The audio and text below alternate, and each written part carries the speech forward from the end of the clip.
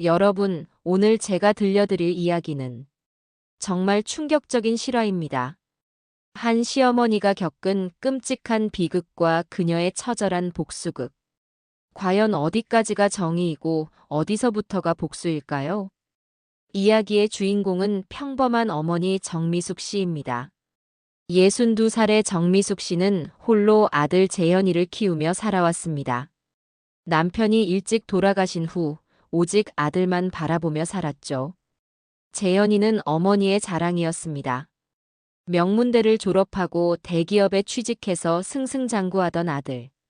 그런 재현이가 어느 날 여자친구를 데려왔습니다. 어머니, 소개할 사람이 있어요. 재현이가 데려온 여자의 이름은 최유진. 첫인상부터 뭔가 이상했습니다. 안녕하세요, 어머니. 최유진이라고 합니다. 그 인사가 너무나 완벽했어요. 마치 연기하는 것처럼 계산된 미소, 정확한 억양, 흠잡을 데 없는 자세. 정미숙 씨는 본능적으로 느꼈습니다. 이 여자 뭔가 숨기고 있구나. 유진은 자신을 이렇게 소개했습니다. 저희 부모님은 해외에 계세요. 아버지는 싱가포르에서 무역업을 하시고 어머니는 파리에서 갤러리를 운영하세요. 그래서 한국 예절은 잘 모르는데 이해해 주세요. 정미숙 씨가 물었습니다. 그럼 부모님은 언제 한국에 오시니? 상견례는 해야 하지 않겠니? 유진이 곤란한 표정을 지었습니다. 사실 부모님이 너무 바쁘셔서요.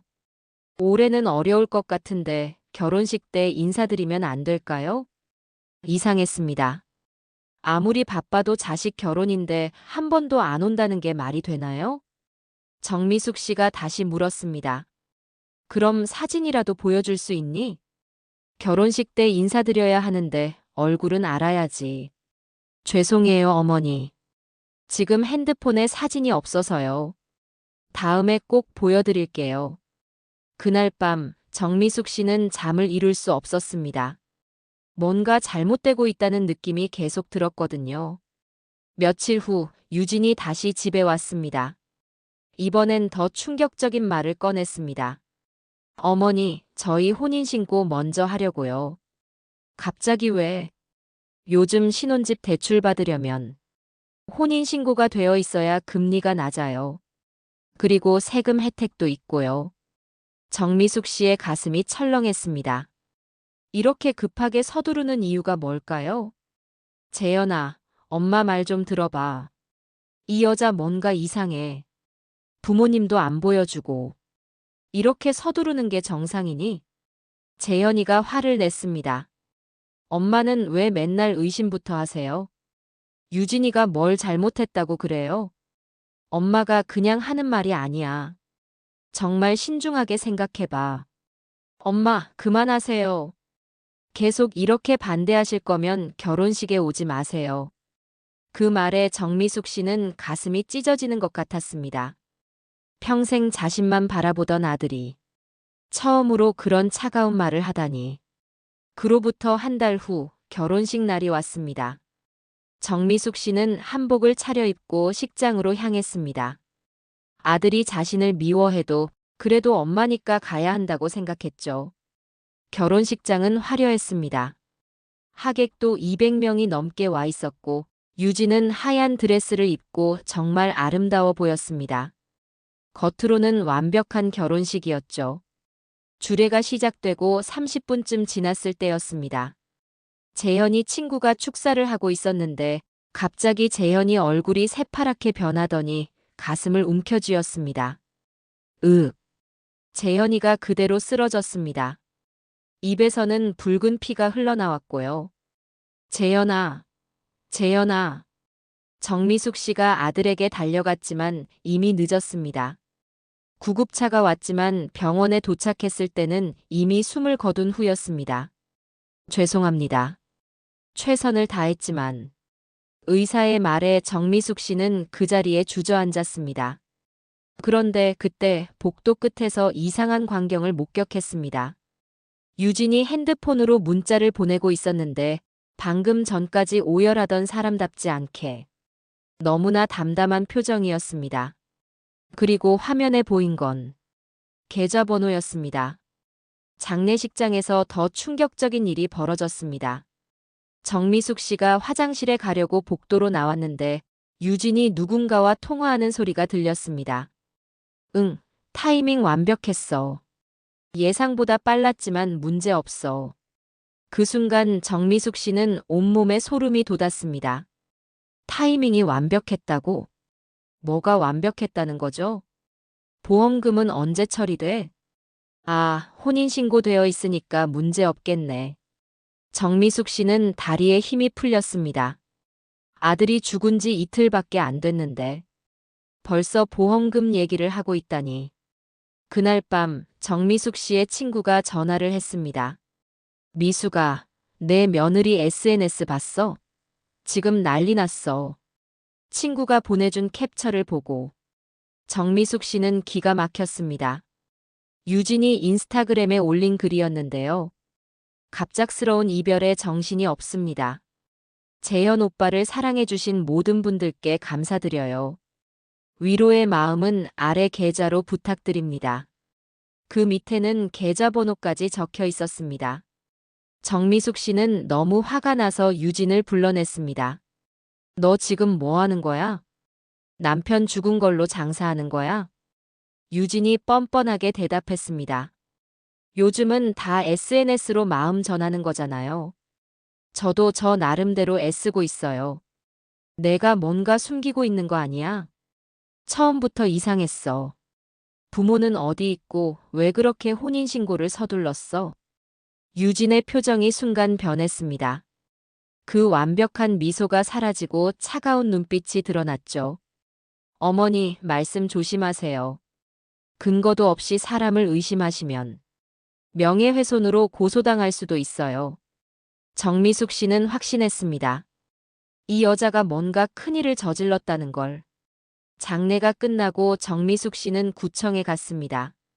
사망 신고를 하려고 갔는데 직원이 이상한 말을 했습니다. 어머니, 고인이 기혼자시네요. 배우자분이 직접 오셔야 하는데요. 그건 알아요. 그런데 제가 어머니니까. 죄송하지만 법적으로는 배우자가 우선이에요. 그런데 이상하네요. 혼인신고 증인란에 어머니 성함이 있는데요. 뭐라고요? 제가 언제 서명했다고요? 서류를 보니 정말 정미숙 씨의 이름이 있었지만 필체는 완전히 달랐습니다. 누군가 위조한 거였죠. 다음으로 보험회사에 갔습니다. 거기서 더 충격적인 사실을 알게 됐습니다. 수익자가 한 달 전에 어머님에서 배우자로 변경됐네요. 보험금 총액이 5억 원입니다. 5억이요? 네, 이제 법적 배우자인 최유진 씨에게 지급될 예정입니다. 정미숙 씨는 무너져 내렸습니다. 이 여자가 돈 때문에 아들을 죽인 거구나. 그날 밤 정미숙 씨는 재현이 방을 뒤졌습니다. 책상 서랍에서 위장약이 잔뜩 나왔고 작은 메모지도 발견했습니다. 엄마, 미안해요.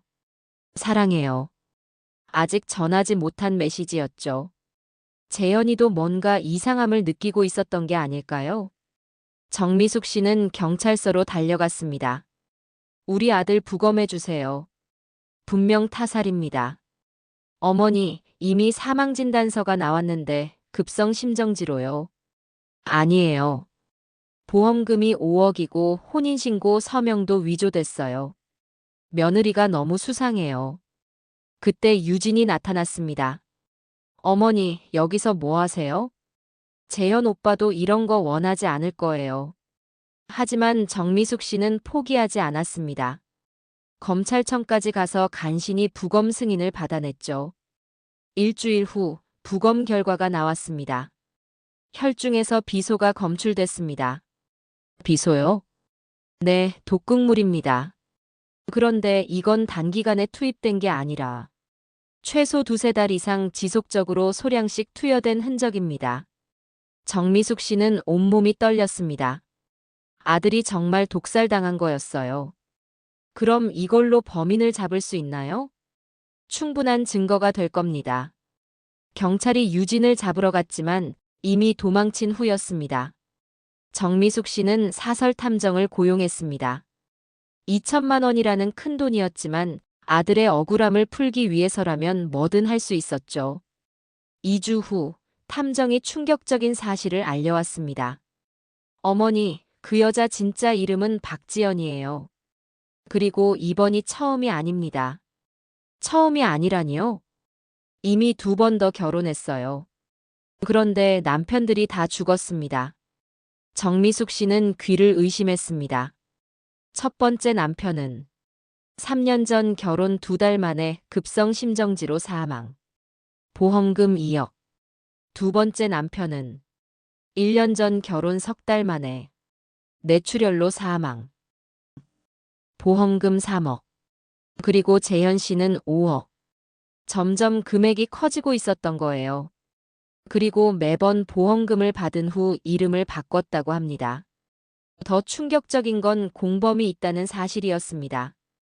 박지연에게는 언니가 있었는데 바로 그 언니가 모든 계획을 짜고 있었던 거예요. 얼마 후 경찰에서 연락이 왔습니다. 용의자를 잡았는데요. 박지연의 언니 박미영이 자수했습니다. 자수요? 네, 재현 씨 살인을 자백했습니다. 면담실에서 박미영을 만났을 때 그녀가 털어놓은 이야기는 정말 어이없었습니다. 10년 전 대학 때 재현 오빠를 짝사랑했어요. 거절당하고 원한을 품었죠. 그래서 동생에게 거짓말을 했어요. 그 남자가 나를 버렸다고. 거짓말로 동생을 끌어들여서 살인을 시킨 거였습니다. 지연이는 처음엔 정말 언니를 위한 복수라고 생각했어요. 하지만 나중엔 돈맛을 알게 됐죠. 그럼 왜 지금 자수한 거예요? 지연이가 또 다른 남자를 노리고 있거든요. 이번엔 10억짜리 보험이래요. 더는 못 보겠어서.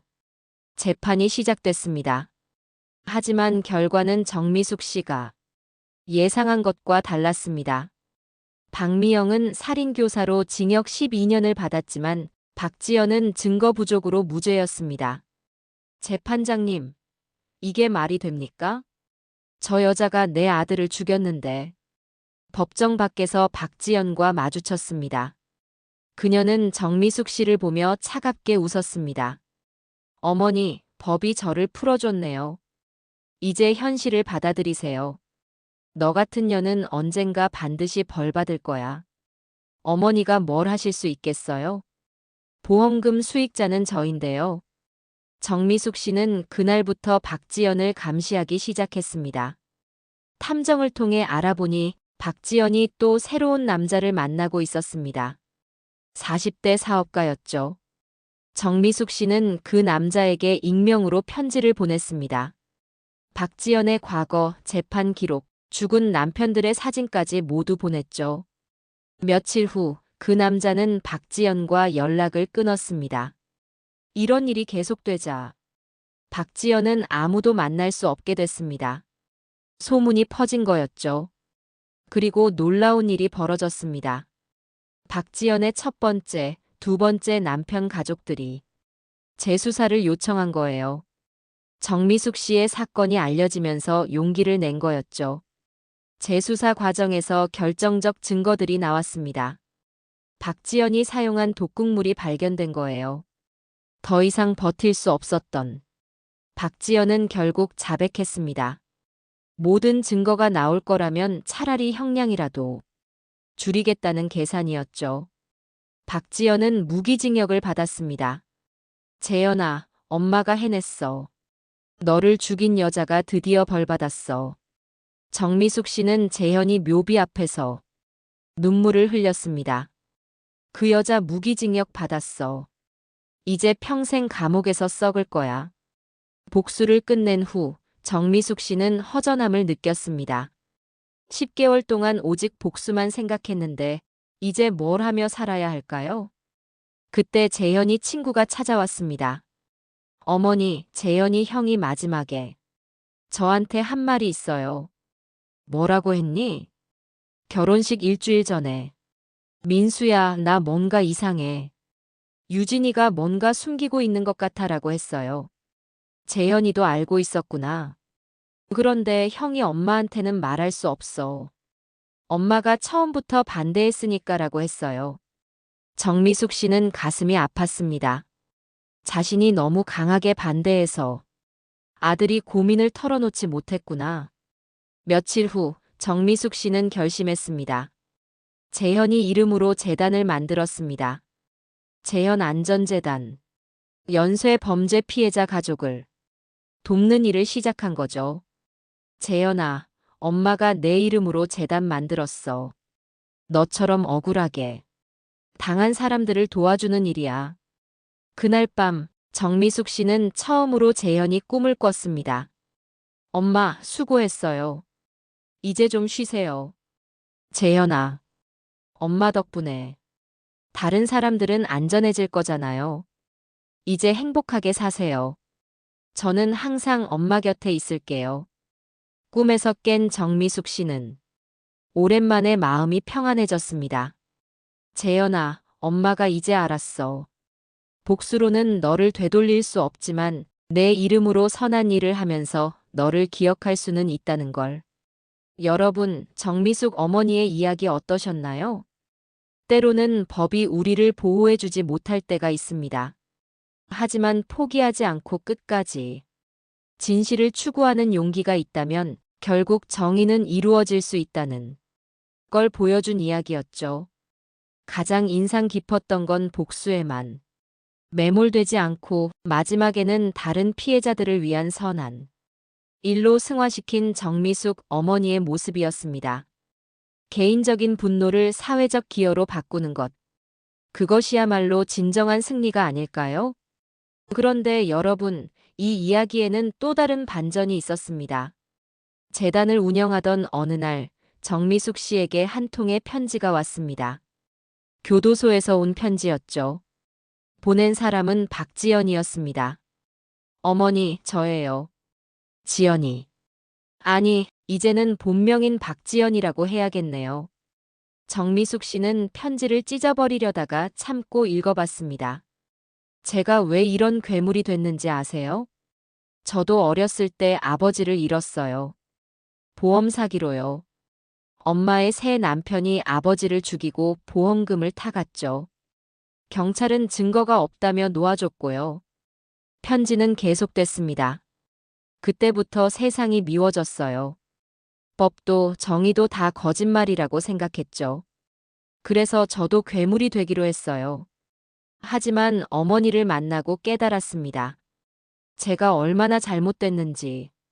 정미숙 씨는 복잡한 심정이었습니다. 어머니가 저를 쫓아다니며 감시할 때 처음으로 벌을 받는다는 게 뭔지 알았어요. 법이 아니라 한 어머니의 집념이 저를 무너뜨렸죠. 편지 마지막 부분이었습니다. 죄송합니다. 그리고 감사합니다. 어머니 덕분에 저도 이제야 제 죄를 직면하게 됐어요.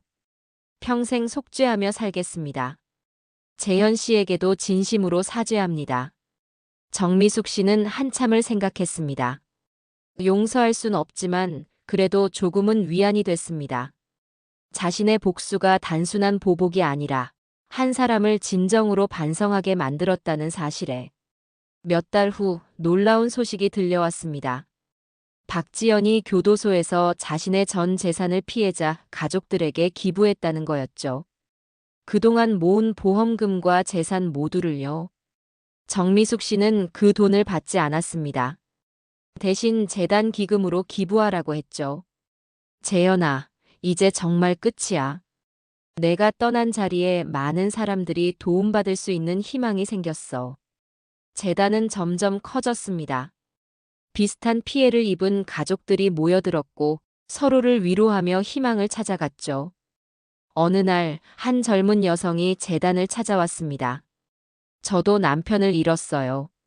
의심스러운 죽음이었는데 아무도 믿어주지 않아요. 정미숙 씨는 그녀의 손을 잡았습니다. 제가 도와드릴게요. 포기하지 마세요. 진실은 반드시 밝혀집니다.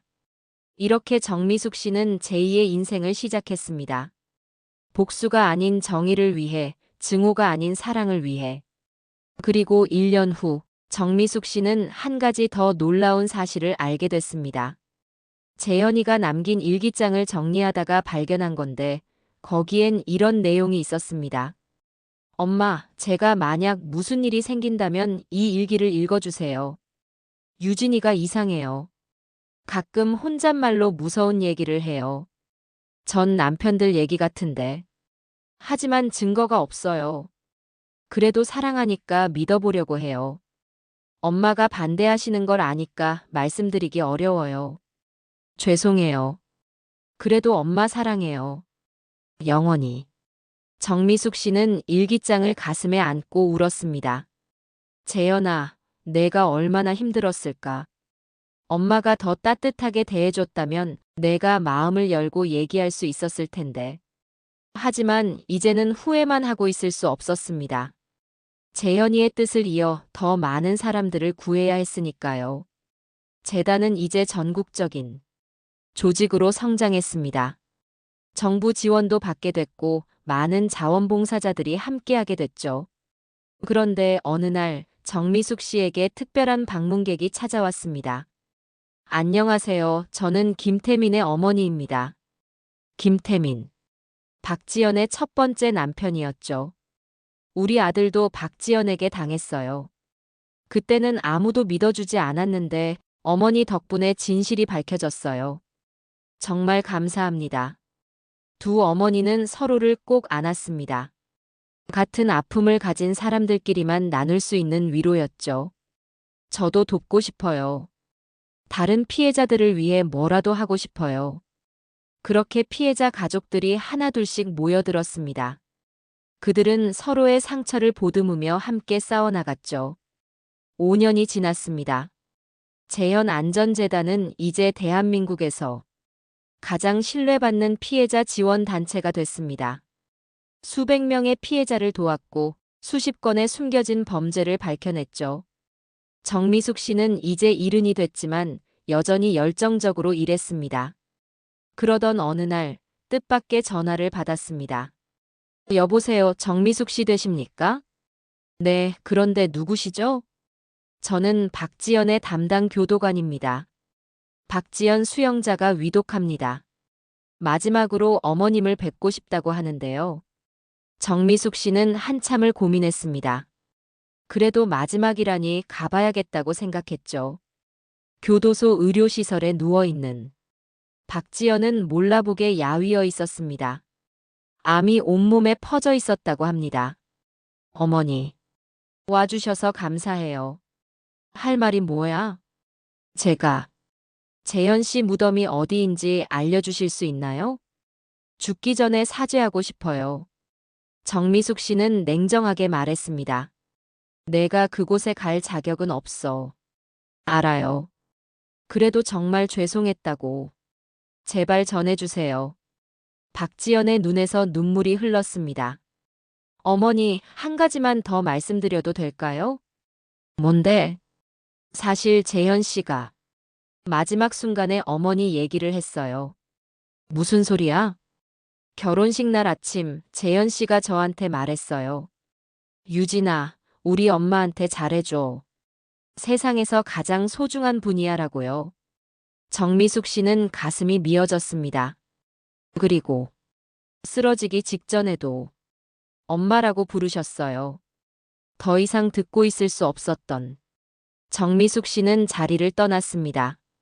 며칠 후 박지연이 세상을 떠났다는 소식을 들었습니다. 정미숙 씨는 복잡한 심정이었지만 재현이 무덤에 가서 이렇게 말했습니다. 재현아, 그 여자가 갔어. 이제 정말 다 끝났어. 너도 편히 쉬렴. 그런데 그때 놀라운 일이 일어났습니다. 무덤가에 한 청년이 서 있었는데 재현이와 너무나 닮은 얼굴이었습니다. 저기, 혹시 정미숙 어머님이신가요? 네. 누구시죠? 저는 이준영이라고 합니다. 사실, 재현 형과 군대 동기였어요. 정미숙 씨는 깜짝 놀랐습니다. 재현이가 군대 얘기를 자주 했는데 특히 준영이라는 친구 얘기를 많이 했거든요. 형이 항상 어머니 얘기를 했어요. 세상에서 가장 사랑하는 분이라고. 그래요? 그리고 형이 저한테 부탁한 게 있어요. 만약 자기한테 무슨 일이 생기면 어머니를 꼭 찾아뵙고 도와드리라고요. 재현이가 그런 말을. 늦었지만 이제라도 왔습니다. 제가 도울 일이 있으면 뭐든 돕겠습니다. 준영은 변호사가 되어 있었습니다. 그는 재단의 법률 자문을 맡겠다고 했죠. 형을 위해서라도 피해자들을 돕고 싶습니다. 고마워요. 재현이도 기뻐할 거예요. 그렇게 재단은 더욱 단단해졌습니다. 10년이 지났습니다. 정미숙 씨는 이제 80이 됐지만 여전히 재단 이사장으로 활동하고 있었습니다. 어느 날 정부로부터 국민훈장을 받게 됐습니다. 범죄 피해자 지원에 헌신한 공로를 인정받은 거였죠. 시상식장에서 정미숙 씨는 이렇게 말했습니다. 이 상은 제가 아니라 제 아들 재현이가 받는 겁니다. 재현이의 죽음이 헛되지 않도록 더 많은 생명을 구하는 일에 남은 인생을 바치겠습니다. 객석에서 박수가 터져 나왔습니다. 그 중에는 재단의 도움을 받은 수많은 사람들이 있었죠. 집으로 돌아온 정미숙 씨는 재현이 사진 앞에 훈장을 놓았습니다. 재현아, 엄마가 해냈어. 내 이름으로 많은 사람을 구했어. 이제 자랑스럽지? 그날 밤 정미숙 씨는 또 꿈을 꿨습니다. 꿈속에서 재현이는 환하게 웃고 있었습니다. 엄마, 정말 자랑스러워요. 사랑해요, 엄마. 나도 사랑해, 아들. 그런데 재현이 옆에 누군가 더 있었습니다. 놀랍게도 젊은 시절의 남편이었죠. 여보, 고생 많았소. 우리 아들 잘 지켜줘서 고마워요. 정미숙 씨는 꿈속에서 행복하게 울었습니다. 이제 얼마 남지 않은 삶이지만 후회는 없었습니다. 재현이의 이름으로 수많은 생명을 구했으니까요. 그리고 정미숙 씨는 마지막 프로젝트를 시작했습니다. 자신의 경험을 책으로 쓰기로 한 거죠. 제목은 아들아, 엄마가 지켜줄게였습니다. 이 책의 인쇄는 모두 재단에 기부하기로 했습니다. 책을 쓰면서 정미숙 씨는 깨달았습니다. 복수와 용서, 증오와 사랑은 종이 한 장 차이라는 것을. 자신은 복수로 시작했지만 사랑으로 끝낼 수 있었다는 것을. 그리고 그것이 재현이가 진정으로 원했던 것이라는 것을요. 마지막 장을 쓰면서 정미숙 씨는 이렇게 적었습니다. 사랑하는 내 아들 재현에게. 엄마가 너를 지켜주지 못해 미안해. 하지만 내 죽음은 헛되지 않았어. 내 이름으로 수많은 사람이 구원받았고 앞으로도 그럴 거야. 이제 엄마도 곧 내 곁으로 갈 거야. 그때까지 조금만 기다려. 그곳에서 다시 만나면 못다한 이야기들을 실컷 나누자. 사랑해, 내 아들. 영원히 너의 엄마가. 책이 출간되자 전국적인 반향을 일으켰습니다. 수많은 사람들이 감동을 받았고 재단에는 후원금이 쏟아져 들어왔죠. 그리고 이 책은 한 가지 중요한 변화를 가져왔습니다. 정부에서 연쇄 범죄 피해자 보호법을 제정한 거예요. 일명 재연법이라고 불렸죠. 정미숙 씨는 국회에서 열린 법안 통과 기념식에 참석했습니다. 이제 더 이상 우리 재현이 같은 피해자가 나오지 않기를 바랍니다. 법이 미처 보호하지 못하는 사각지대가 없기를 바랍니다. 그로부터 2년 후 정미숙 씨는 평화롭게 눈을 감았습니다. 장례식에는 수천 명이 참석했습니다. 그동안 도움받은 사람들, 자원봉사자들, 그리고 정미숙 씨의 용기에 감동받은 시민들이었죠. 준영이가 조사를 읽었습니다. 정미숙 어머님은 한 아들의 어머니였지만 이제는 우리 모두의 어머니가 되셨습니다. 개인의 비극을 모두의 희망으로 바꾸신 위대한 분이셨습니다. 정미숙 씨는 재현이 옆에 묻혔습니다. 묘비에는 이렇게 적혔습니다. 사랑하는 아들과 함께 영원히. 정의를 위해 싸운 어머니. 정미숙. 그리고 재단은 계속됐습니다. 준영이가 새로운 이사장이 되어 정미숙 씨의 뜻을 이어갔죠. 매년 재현이와 정미숙 씨의 기일에는 수많은 사람들이 묘소를 찾았습니다. 그들은 모두 한마음으로 말했습니다. 감사합니다. 덕분에 저희가 살 수 있었습니다. 여러분, 이것이 정미숙 어머니의 이야기입니다. 한 어머니의 복수가 어떻게 사랑으로 승화됐는지, 개인의 비극이 어떻게 모두의 희망이 됐는지 보셨죠? 정의는 때로 늦게 오지만 반드시 온다는 것을, 그리고 진정한 복수는 증오가 아닌 사랑으로 완성된다는 것을 보여준 이야기였습니다. 우리 모두의 마음속에 정미숙 어머니 같은 용기가 있기를 바랍니다. 그리고 재현이처럼 억울하게 떠난 모든 영혼들이 편히 쉬기를 기도합니다. 이상으로 오늘의 이야기를 마치겠습니다. 감사합니다.